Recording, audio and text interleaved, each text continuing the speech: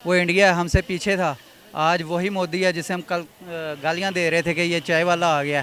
ठीक है, वो एक चीज़ थी कि वो जुल्म भी करता है, सारा कुछ होता है, लेकिन चीज़ वो होती है जो आप किसी के लिए अच्छी कर जाओ। जो इसके बारे में मेरा ख्याल है, क्योंकि लास्ट टाइम ये अभी 9-10 को जो उन्होंने G20 होस्ट किया है, तो उसमें अपने रिलेशन को उन्होंने डेवलप किया है। ख़ास तौर पर सऊदी अरब ने उधर प्रिंस ने उधर विज़िट करके।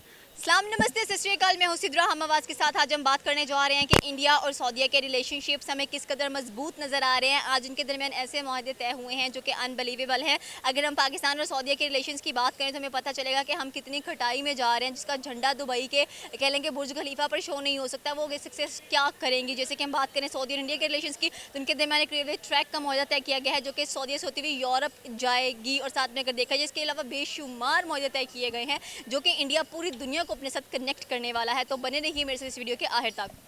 फ्यूचर आपके सामने है। आप ये मेरे से पूछेंगे पाकिस्तान का क्या फ्यूचर है, वो तो आपके सामने आ रहा है। वो इंडिया है, उसने मेरे ख्याल में कोई 20 ममालिक को बुलाया, मीटिंग की है। 20 ममालिक को उसने बिठा के उसके साथ मीटिंग की है, और इसमें मेरे ख्याल में यूरोप है, मिडल ईस्ट है और अरब ममालिक हैं। तो अब क्या कह सकते हैं, अपने आप से हमें शर्म आनी चाहिए कि हम कहाँ पे चले गए हैं। वो इंडिया हमसे पीछे था। आज वही मोदी है जिसे हम कल गालियाँ दे रहे थे कि ये चाय वाला आ गया।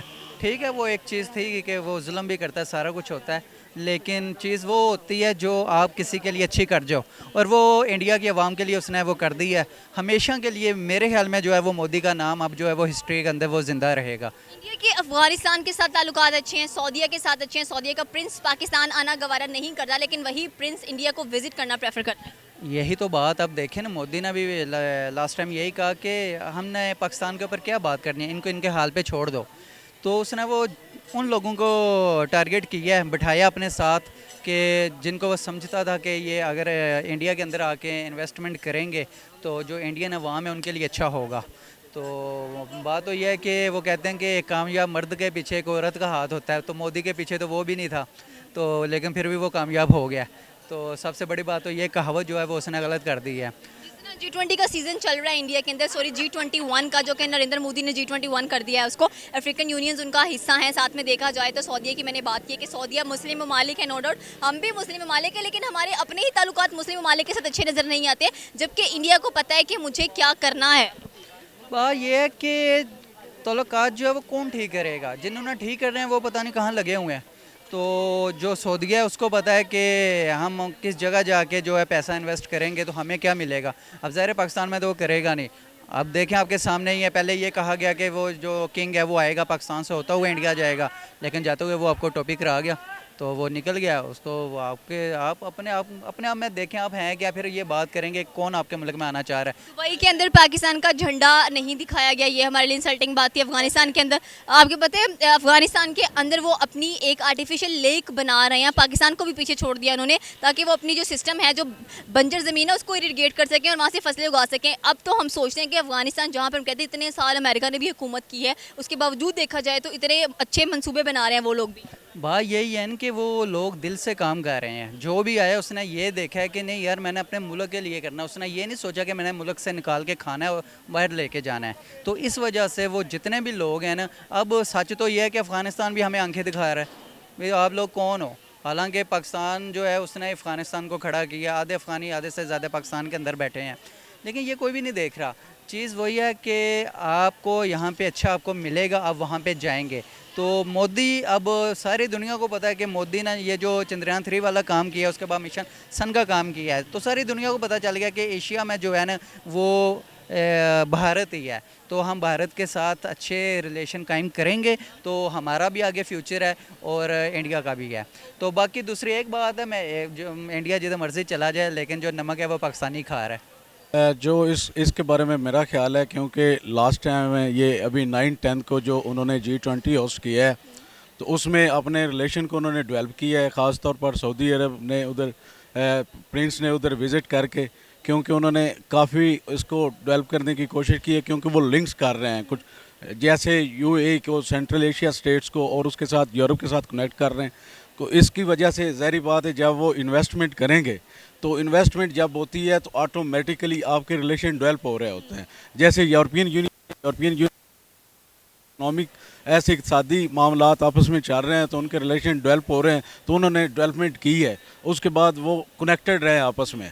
तो ऐसे ही मुझे जो लग रहा है सऊदी अरब से रिलेटेड ये आगे इन ये रिलेशन को जाएंगे, मुस्तकबिल में इनके रिलेशन स्ट्रांग होंगे। जितने भी मुस्लिम ममालिक हैं, जिस चाहे दुबई की बात कर लें, सऊदीया की बात कर लें, आप मिडिल ईस्टर्न कंट्रीज़ की बात कर लें, सारे के सारे इंडिया के साथ जाके कनेक्शंस बिल्ड कर रहे हैं। जबकि पाकिस्तान की बात कीजिए तो हम तो नज़र ही नहीं आ रहे। जी ऐसे ही है।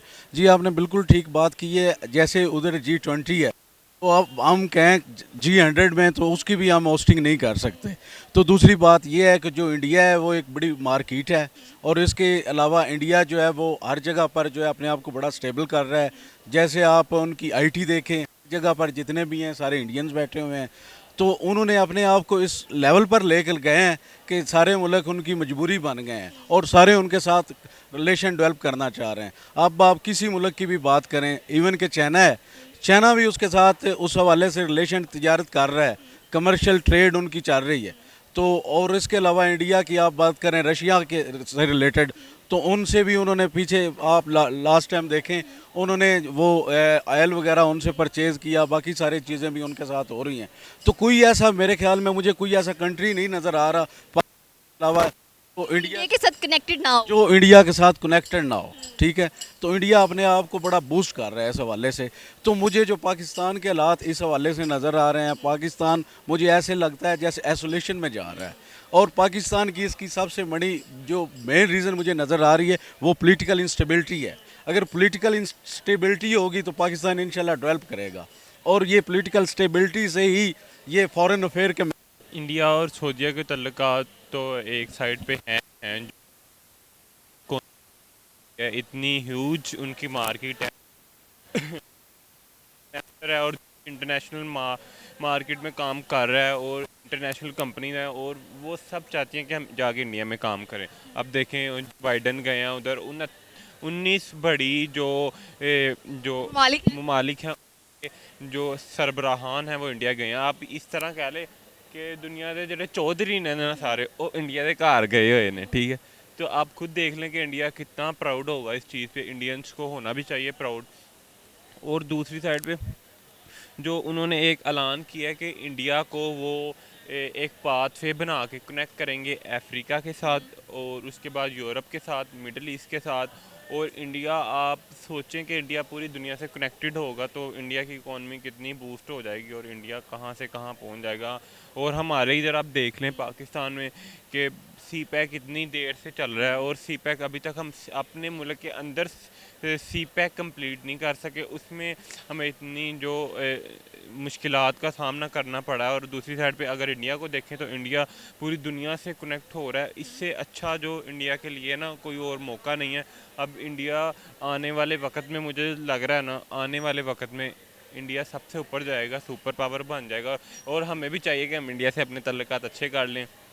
ताकि आपको क्या लगता है कि जिस तरह से इंडिया और सऊदीया के रिलेशनशिप्स हैं, पाकिस्तान और सऊदीया के ताल्लुकात कैसे नजर आ रहे हैं? 2 मिनट्स वेट कर लें। तो पाकिस्तान और सऊदीया के भी तल्लुकात अच्छे हैं।